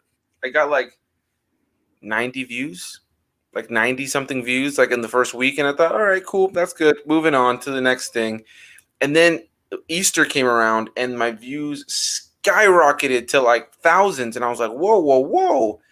I guess Jesus got me here, and then Christmas came around, and yeah, I'm sitting at like almost 44,000 views on that video now, and it's just I don't know how that happened, man. It's another good example for me was the Spiderwork Chronicles, which the Spiderwork Chronicles is like a Nickelodeon movie based on like a series of books, like young adult books, and um that the movie came out. Not the movie came out. I saw it on Netflix again for like the first time in years, and I decided to do a review for it. And I was really confident on the review. I felt pretty proud of it. And the video, I remember at the time, it was like a standout, like low views for me. Like I mentioned at the beginning, I had a lot of views, and it was like a standout. Like I think it was like 33 views that it sat at for weeks and weeks and months. And I thought, damn, like I was I was like so broken about it at that time. And then yeah, it's actually currently my second most viewed video with almost 3,000 views. How does that happen? Who knows? One of my most viewed videos on my channel right now is from a few months ago. At this point, it's a good chunk, but it was during the pandemic, like when it first started. We're still in the pandemic, but during the beginning Yeah. of the quarantine, I binged through the entirety of the X-Men Evolution show because I saw it was on Disney Plus, and I wanted to show it to my girlfriend, and we binged through it, and then whatever. I finished watching it, and I put out a review, and it's like almost to 1,000 views now, and it's just so random, man. YouTube is just so It, so it's random. it's luck, and I think It really people is. like I said, well, like I've been giving advice pretty much this whole time. Like that's something that I think people need to realize is you can only go so far. Like people stress themselves out. Like this video didn't do well. What did I do wrong? Like you most likely did everything you needed to do. YouTube is just this monster. Like you're going against like millions of other channels, man. Like Yeah, millions. But there's nobody. I'm gonna get cheesy. There's nobody that's you. So, and it's like yeah, it's in the title of the platform, YouTube. And I just I don't know. This has just come from experience of hearing people complain about stuff and everything. I'm like, man, like just I don't know. Like and I can't say anything 'cause my views suck. Like they always do. So I'm probably being too laid back about it. But I just like I've been through it. I've been through all of that where it's like, oh, I should like just do this pumping out new stuff only and everything. It's just like, no, no. I yeah. just like I'm That's not kind of happy at the I'm not happy doing it at the end of the day, just trying to people please. yeah. I think that's part of why I don't tend to, I'm pretty late when it comes to a lot of like streaming movies. Like Netflix puts out new movies like every week, and I never really review them because I'm just like, if I cared so much to do that with every new Netflix or Disney Plus release, I would just kind of lose my mind. Meanwhile, I'm over here like, let's talk about Nightmare on Elm Street 5 from the from the 80s. Here we go. Let's go back. Yeah. Like the next review I'm gonna be uploading is the holiday special, the Star Wars Lego one. But after that, my next review is with Blacktastic Media for An American Werewolf in London from the 80s. I've just been having such a good time revisiting these 80s horror classics. But yeah, man, I'm just at a place now of peace of just like, I'm gonna do what I want to do. If I see something new, I'll do it. Just so I can get the views and try to, obviously And gain people's attention. those negative thoughts and stuff will keep coming, but that whole point is Always, fighting yeah, through it. 1, 2, 3 exactly. rock fan. Just make the channel, man. You're like just I'm not trying to tell you what to do, but if you procrastinate, you'll never do it. Like Yeah, I know exactly what I that's gotta like. highly agree with that. Uh, Let's get through some of these comments really quickly so we can try to catch up. Because I haven't even seen that one. But I see that McKeon said here that he met Robert and I through YouTube, and then he followed that up by saying that we're two of his closest friends on YouTube. So I really appreciate that, man. It's been great getting to know you. 1, 2, 3 Rock fan. That he said is weird that it seems like a lot of people who are simply share their Blu-ray collection to get a lot of views. Not that it's a bad thing, but that you prefer people like my channel that have like a substance of different shows and movies. And yeah, that's what I try to go for. Is like at this point, man, I'm at a place where I'm like, listen, at some point, man, this is the way I look at it. At some point, you can look at my channel and say he's reviewed everything from Spider-Man with Tobey Maguire to every Robert Englund, Freddy Krueger movie to the My Little Pony movies. Like let's just get wild here on the channel. Like I've this year alone, I think I've done like 10 Disney Channel original movies, one of which I forced you to watch, that Phantom of the Megaplex. And for me, I'm just trying to have like as much randomness as I could possibly have. yeah. Sorry, I was looking at my dog. He was over there like making weird noises while he was sleeping, but he's okay. I see that McKeon said he had to go actually, so I'm glad you enjoyed it, man. Thanks for sticking by. Yes, Alabama football. That's what I thought. Yeah, I always hear people say Crimson Tide or whatever, Roll Tide or whatever, and I'm just like, haha, is Tiger Woods on that team or?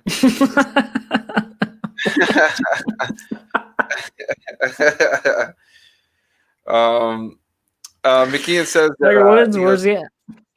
yeah, I do. I always do that. I'm like the worst when it comes to sports, so I always was the guy that would show Yeah, up I to am too. like I don't watch sports. when friends would invite me to like I don't know like the NBA finals watch parties and stuff. I'd come and have a good time eating chips and stuff, but I'd always be the guy that sits down and be like, "So which one's Peyton Manning?" Like it's just like completely Yeah. wrong sport, like almost just overly ignorant about it. McKeon says that yeah, so I actually did live in Nevada. I lived in Vegas actually, but I've been to Mesquite. I think I went to Mesquite, but I was there for literally less than a year. I moved out there to be with my girlfriend, got massively depressed, moved back to Florida. I don't know if that was the best decision to make, but that's what happened. Um, Jonathan says that he remembers going and watching my band play back in the day at Bayside. Oh my God. So the concert that you saw, Jonathan, was, man, I would love that. I wish Robert was here to talk about this with me. This was one of probably the most embarrassing experiences of my entire life. We played a show down by the AAA arena.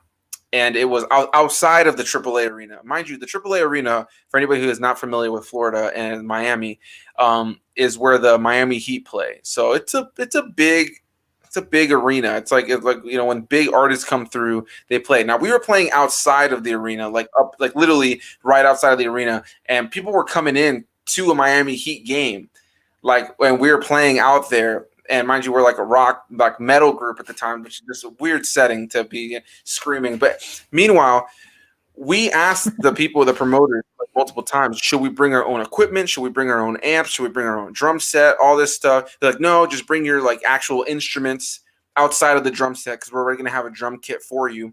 And don't worry about bringing amps. We'll have all that for you. Just bring the guitars and all that. And they were like, don't worry about mics or anything. We got you. We show up and they have nothing, and they have this rinky-dink drum set that's being held up by a keyboard stand, and What? and yeah, I know, dude, it was terrible, and it was an electric drum kit too, so it made it even worse. And my vocal mic, Robert's guitar, and our bassist bass guitar was all coming out of one amp that was literally about probably like this small, dude. And when the first song kicked in and I did my first scream, the guitar and the bass guitar just cut out. So it was just you screaming for like a good few seconds. What was that you said? So it was just like you screaming for a few seconds without anything else. Exactly. That's exactly what happened. It was cringy. It was terrible. And mind you, so then we had to switch from using the wireless mic to a wired mic because the wireless mic that they had, the little rig that they had it plugged into, was picking up local Spanish channels. So we're trying to sing and play, and you have like this salsa playing through the speakers, like very lightly, and bro, it was so terrible. It was such a terrible experience. And then to make matters worse, the promoter of the show at the very end of the show, like we're in our final song, or like right before we play our final song, he asked if he can get the mic really quickly to make an announcement to the audience, which was not very big at all. And the announcement he made was that the parking lot that everybody was parked in was going to be gated off within the next 10 minutes so that everybody needed to go get their cars before they closed the gate. So imagine being on stage about to play your song, and that's what he decides to tell everybody. So everybody left. Everybody left, and it was just like our family and friends. Everybody's looking really awkward and uncomfortable, and we probably sounded like ass in a cup. And yeah, it was a bad time, dude. McKeon says, I always leave a like on a video because as a YouTuber, I know the work that goes into them and how much it means to the content creator. Yeah, I do my best to like every single video, especially for my mutual friends. If it's like a huge channel that doesn't need, like I'm just one of like hundreds of thousands of likes or like tens of thousands, I sometimes like if I'm watching on my TV, sometimes I forget to like. Yeah, exactly. But like for like smaller channels, I definitely do that, and I try my best not to like give somebody a dislike unless they're really just like an asshole or something. Jonathan says, "I want to see you do something, Anthony. You want to, after watching a movie in theaters, you should do a quick interview with some of the audience when everyone is walking out of the movie. That would be cool. That would be cool. I feel like I'd be a little nervous to do that. People would be like, bro, I'm trying to go to the bathroom, bro, or hey, get away from my popcorn. Yeah, but I mean, I could try."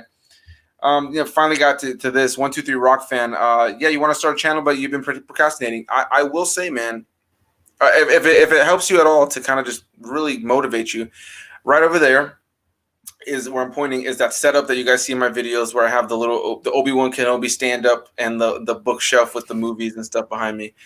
It's a one little corner, dude. It's one literally my girlfriend. I love that it's just specifically Phantom Menace Obi-Wan just so randomly. I'm just like, that's so random. Like, yeah, I love it. But it's so Anthony because you love all the characters basically in all forms. Yeah, pretty much, man. And so I love that I have that there. But yeah, that's my little corner. That's my corner that my girlfriend said, here, do whatever you want with it. You can have your Obi-Wan Kenobi stand up there. Because that's where I film. And I literally have like my mom got me like I don't know, like $40 like ring light stand thing that's like falling apart if I like play with it too much.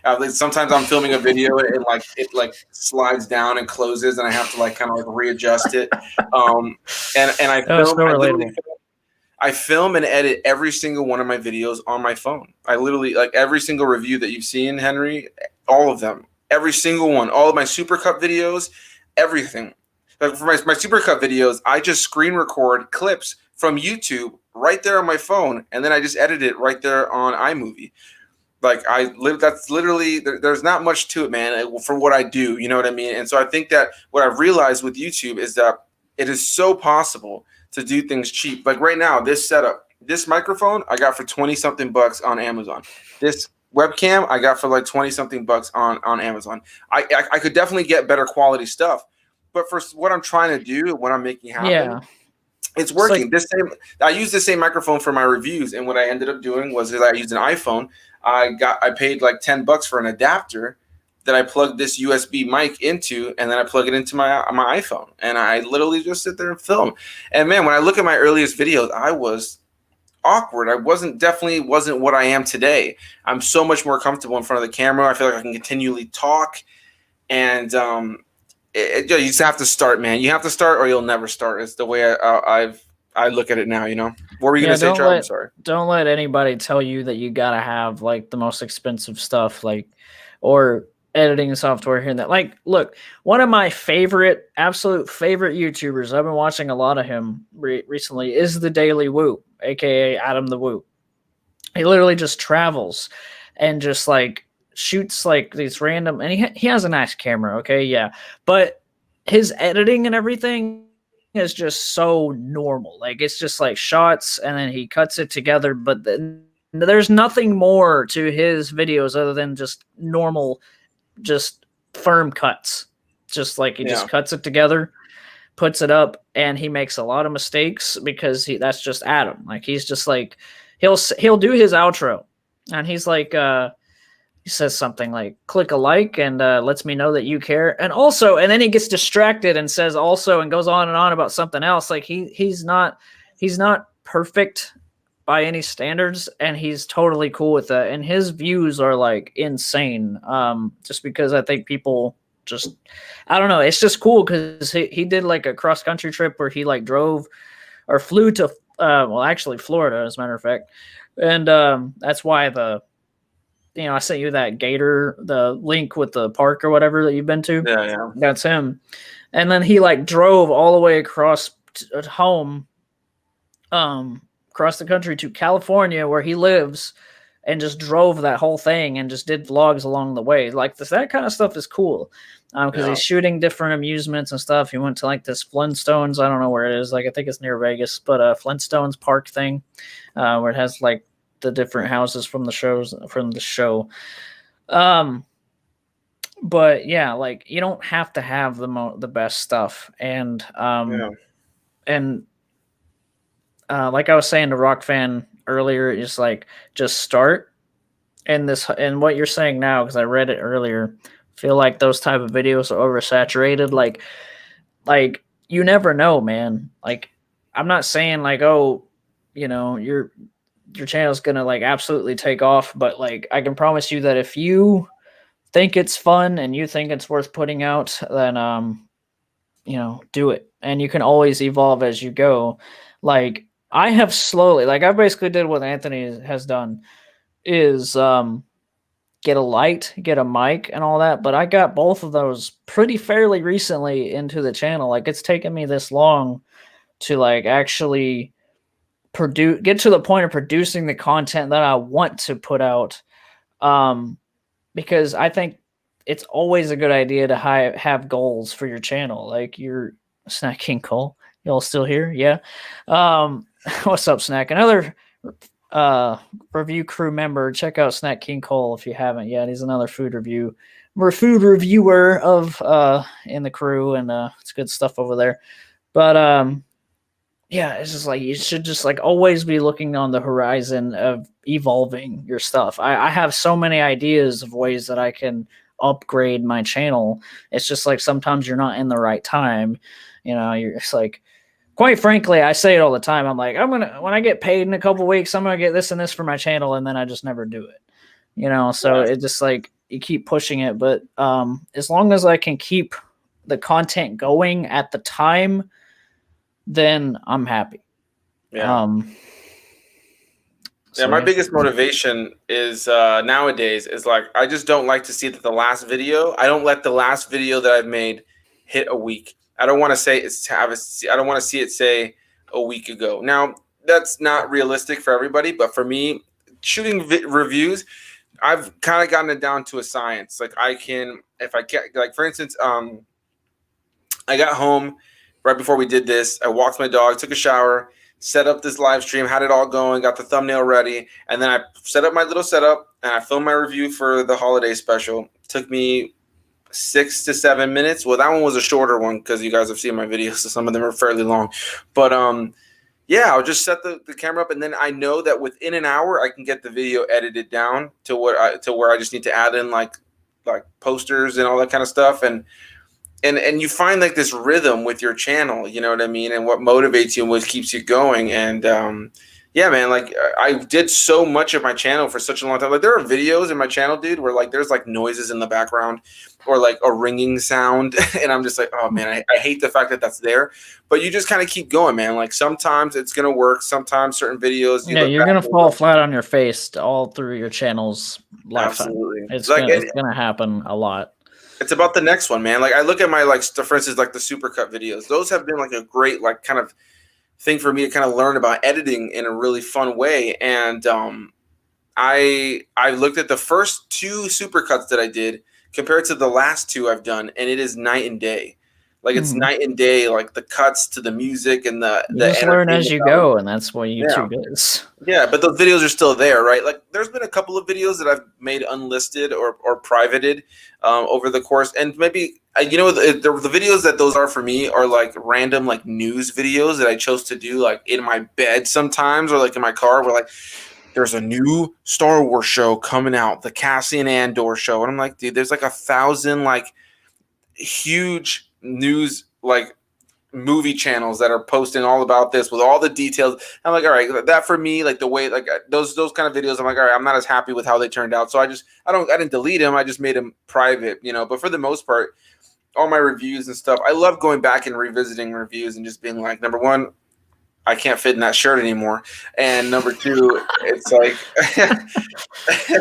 and then and number two, it's like, yeah, like it's great to see the Like the growth, first thing you think of is like, dude. wow, like, like It's rather yeah. depressing. I'm not gonna lie. I like to poke fun at it, but bro, man, sometimes I look at those videos and I'm just like, oh my god, what the hell? But Judge no, Me man. by My Size Do You has to probably be my favorite shirt I've seen on your reviews because it's So totally like it's perfect because it's your personality. It's Star Wars mixing with, your sense of humor about your size. So it's just like, I don't know, it's it's funny. but I'm gonna tell you some funny stories about that shirt, man. Some funny incidents that I've had with that shirt. Because on the back, it's a Disney shirt. I got it at Disney World years ago, and the on the back of the shirt is a picture of Yoda with Mickey Mouse ears, the little Mickey Mouse like chocolate like popsicle, you know, that classic ice cream that you can get at Disney World was like a chocolate covered like Yeah. ice cream thing of Mickey Mouse. And it's him with the Mickey Mouse ears looking up at like the like you have to be this tall to ride the ride kind of thing.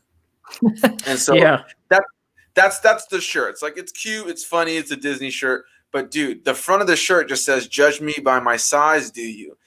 The first Yeah. time I had an incident with this shirt was a weekend that we were at Disney and we were at Magic Kingdom, and I was unaware of the and mind you, like I don't really care, but like I was unaware that this weekend at Disney was Gay Days. Um, and man, I'm all in support of LGBTQ. Like, go 100%. But I was in line for so many rides, and there was men everywhere that were clearly participating in Gay Days that were looking at my shirt and kind of giving me this look of like, judge you by your size. And I've had that happen to me multiple times wearing that shirt. There was one day I was at my job and I was wearing it, and I went to the bathroom, and on my way to the bathroom, it was like there was a hallway. It was like a hallway, and there was this gentleman, this guy that I saw that he like saw me, and like I visibly saw that he saw my shirt while he was walking down this hallway. But he kind of stopped. He stopped near like the women's restroom, and I had to walk past him to get to the men's restroom. And I thought, oh, okay, he's just stopping, waiting for somebody to come out of the women's restroom, whatever. But he's still looking at me. And and then as soon as I was walking by him, he goes, "I don't judge." And I'm just like, oh God. Have a nice day, sir. Like you look I right at had my one shirt. like that, and I wish I still had it. I don't know where it went. You know, like, you think back to being a teenager, and there's just shirts that just disappeared. You're like, I don't know, like that Yeah. meme.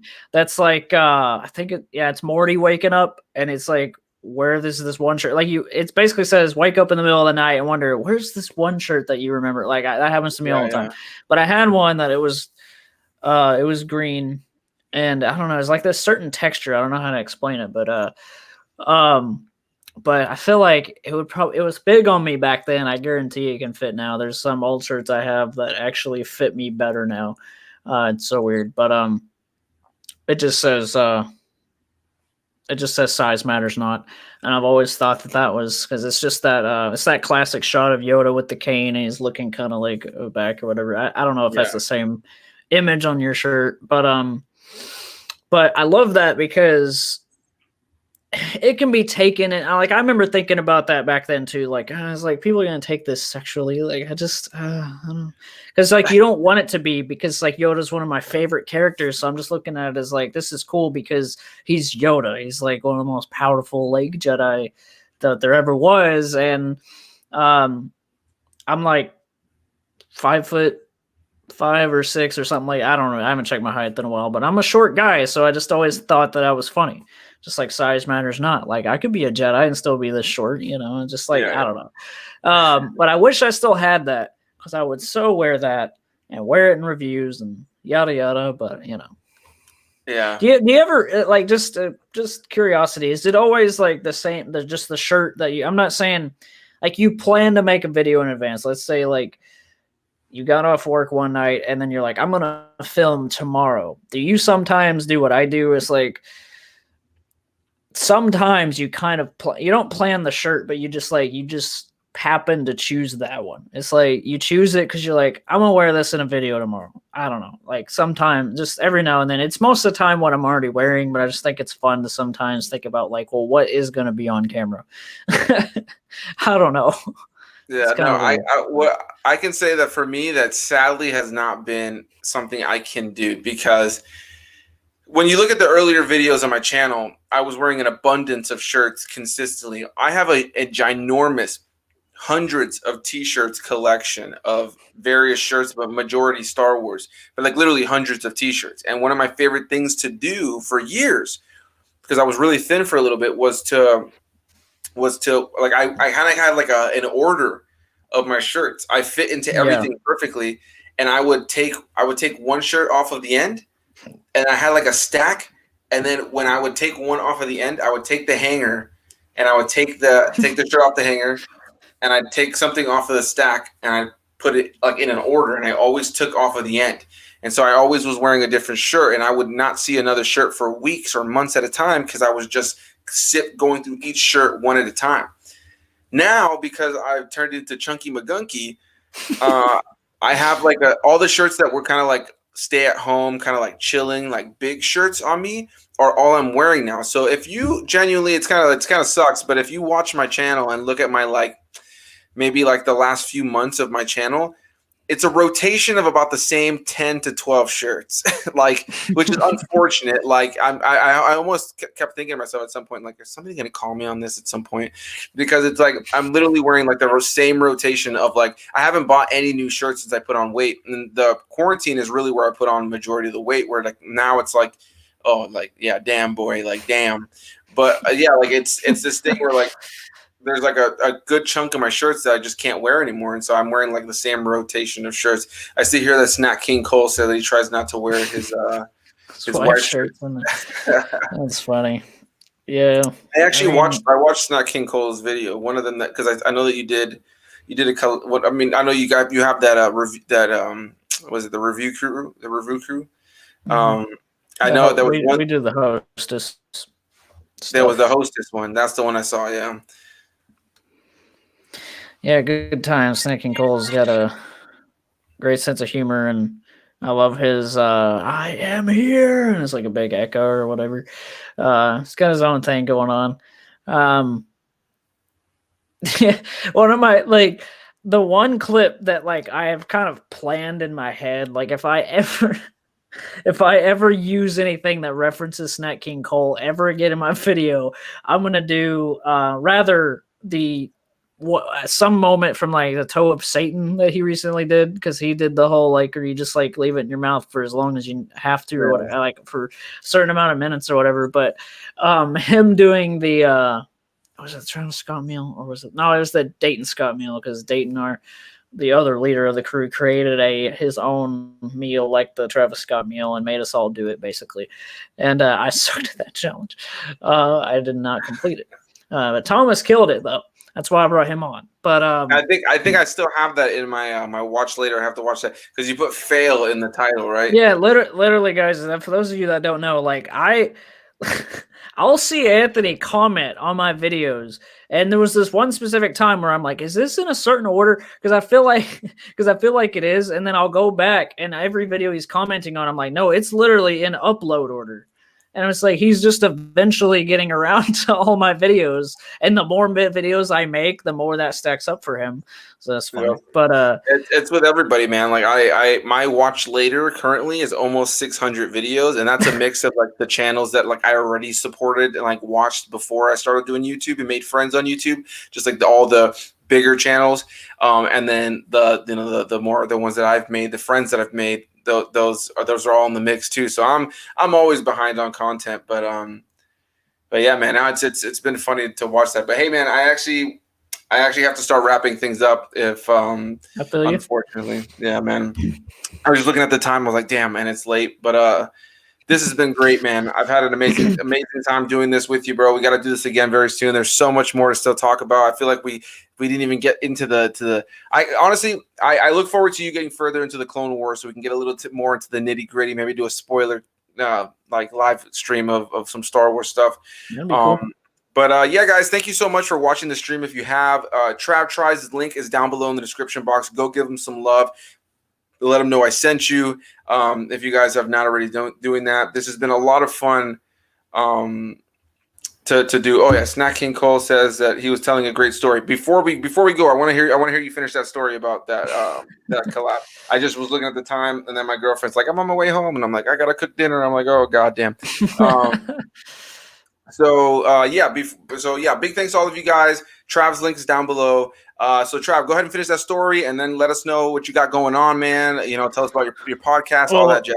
What I was gonna say was like this one specific clip. Whenever Snack like finished the Dayton Scott meal, he just like sat back and he just like yelled the most random noise. He's like, oh! Like I don't know. It just like it's so funny because he was sweating so hard and everything. And so I've kind of had a plan. Like if I ever have to reference Snack in a video in the future, that's the cut I'm gonna use. It's the funniest thing. But anyway, what was in there, guys? On TravTries, like. Yeah, because it was it was Dayton Scott. What did he have in it? It was like a burger and it was a challenge. That was what really, because it was just eat it as fast as you can or whatever. I don't know I forgot what snack made it in, but yeah, it was just something. It was spicy, but it was also just like it was a challenge to eat it as fast as you could. So, but yeah, guys, like Anthony said, just check out my channel if you wish. If you don't, cool. And yeah, I also have a podcast. It's called the Bearded Bros Show podcast because, you know, me and my buddy Dustin have very similar look and we have beards. So, and it's just kind of like a personal type of title, and it's fun over there. Hour-long episodes. We're on Spotify and like all the listening platforms, also on YouTube. One day we'll probably do a visual podcast, but that's further down the road. And I'd like to thank Anthony for bringing me on. Always fun to always a fun. That's what I was gonna say. Always a fun. Always fun to chat some Star Wars and everything else under the sun. For sure, man. Thank you so much again for being in this, man. I definitely look forward to doing this again. To everybody who was part of this, whether you watched it live or after the fact, I look forward to seeing the comments from those who watched it after the fact. And everybody who was a part of this, Greatly appreciated. There will be more installments of Random Rambling very soon, and I will have some more guests on here. I've been talking to some people like Q Reviews, Rashad, having him back on here, Blacktastic Media, Interpreting the Stars. We're going to have Trav on here again, Big Rob Theory. There's going to be a lot more people. And so, yeah, thank you guys all so much. Also, 123 Rock Fan, we're going to get you on here very soon, too, because he wants to do a giveaway of a cool Doctor Strange like a art piece of artwork that he made, which is pretty dope, pretty dope. He's really good at that. Sounds so we're gonna do that very soon. So all right, guys, we're gonna wrap this up. Thank you so much, and we'll see you guys in the next one.